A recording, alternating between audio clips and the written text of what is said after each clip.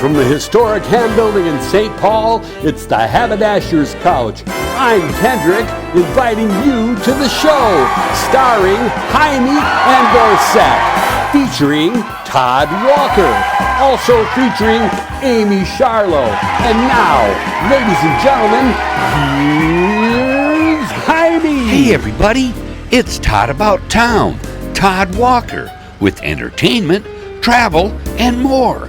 Hey Todd, what's new? Happy Friday, I'm here with Todd About Town, Todd Walker, who has traveled many years of spring break travel. He's got, a person that watched the show had asked Todd to kind of recap on what his top 3 spring breaks are. Well, spring break options overall. But then I picked my top 3, and no, I haven't. I've been to I picked my top 3 of places I've been. Yeah. And then I went out and researched a new category called Destination Dupes. And what it is that many destinations throughout the country, throughout the world, are where people, go to. They'll go to Florence, or they'll go to, places all around Europe. Or in the United States, they'll go to New York, or they'll go to Miami. But there's a lot of other places you can go where the hotel rooms will be a lot less expensive. It's cheaper to fly to these places, and overall dining and everything is less expensive. So these are all options if you want to save a little money. But I started with my top 3. Average nightly hotel rate now, don't quote me on this, $117 Guadalajara, Mexico. Yeah, Guadalajara. I was there last year, and if you've never been there, the best way to describe it, it does feel like New Orleans, very, very much so. Interesting. Like, have you been to the Garden District in New Orleans? I have. The whole city is much like that. It's got that pace too. Yeah, and they have some really great dining options. Music. It's very the downtown area is stunning. It's beautiful. And then you can take a train, and you go by train or by other coach or whatever to Tequila. I was just going to say. Yeah, where they actually, and the Jose Cuervo factory is there. So then you can spend a day in Tequila, and you know that the only way you can call that agave product tequila is if it's made in tequila. And I went to a day where they actually did a tequila demonstration. They brought us out to the agave fields, took the leaves off, and showed us what they go through. It's an insane job, and it's been done in the same practice to get the agave juice out of the leaves for forever. So is Cancun and Cabo probably the first runners up? Yeah, if you think of going someplace in Mexico, you usually think of everybody goes to Cabo or some of the other like hot spots. But Cabo is a good example, or Ixtapa or if you Mazatlan, some of those places. But Guadalajara is culturally, I would say, having been to all the ones I just mentioned, Guadalajara is culturally much more rich and less touristy. Now, granted, it's not right on the water as those other destinations are, but there's tons to do. As I said, the downtown is beautiful.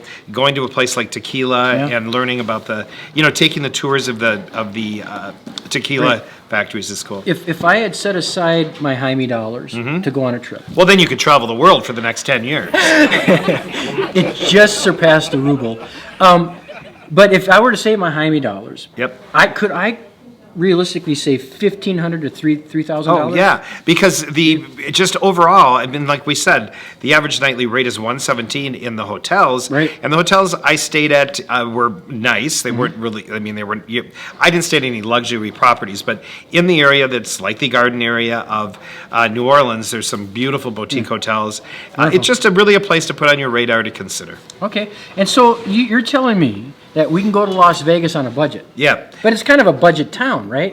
Well, no. Las Vegas it has gone through like a bunch of different changes.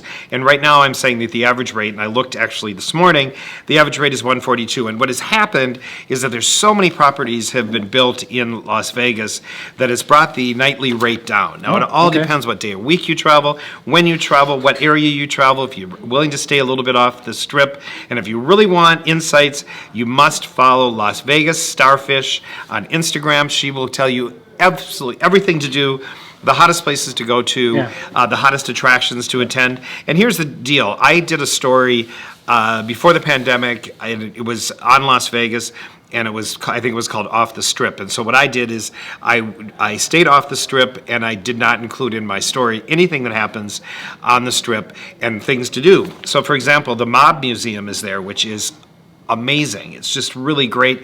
They you could do the history of the mob. There's a horror museum, and they actually have supposedly the bed that like Michael Jackson died in.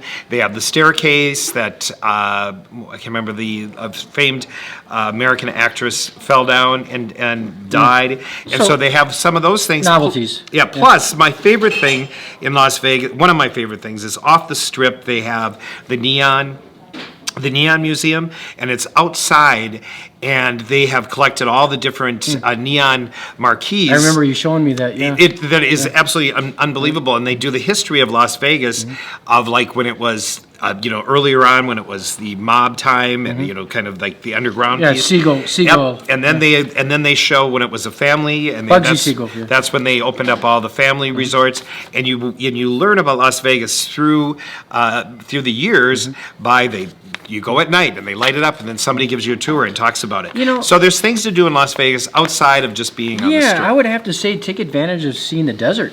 Yeah. I mean, when I went to Las Vegas, I went for hikes.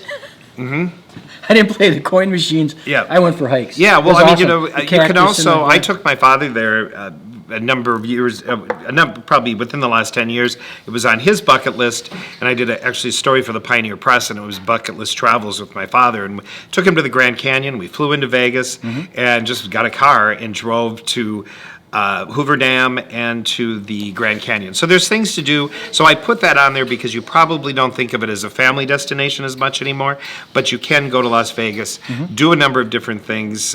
They have a great new kids park that is all about illusions, and it's for families, and it's just very, very fun place to go.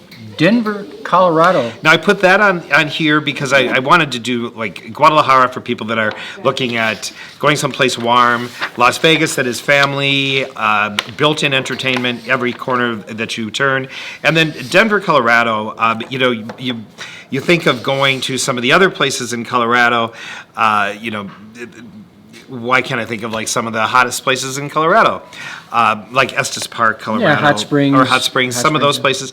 But Denver has a charming downtown, and there's just really some interesting areas that you can go to Denver, pay a lot less money. The average rate in a Denver hotel today, when I checked, was $164 compared to, I looked at some of the other bigger cities in and around Colorado, and they were all probably closer to $300.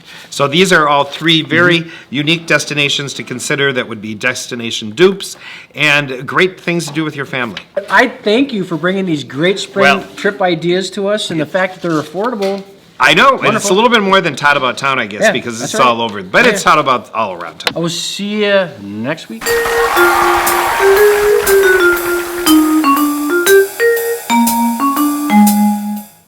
All day long, rain or shine, she sits on the assembly line. That little frail can do more than the male can do. Rosie the Riveter. Hello and welcome to Women's History Month.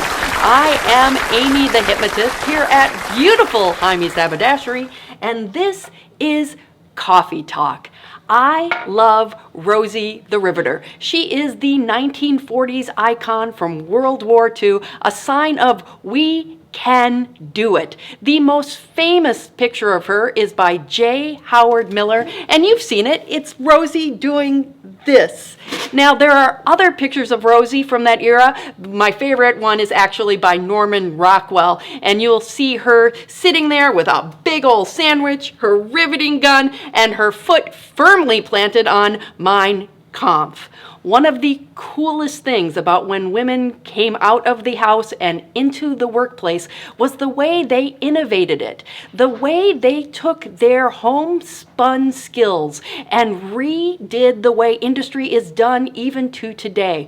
One of the things they did is that they laid out like a pattern of fabric. They laid out the pattern for airplanes on the sheet metal and saved so much material.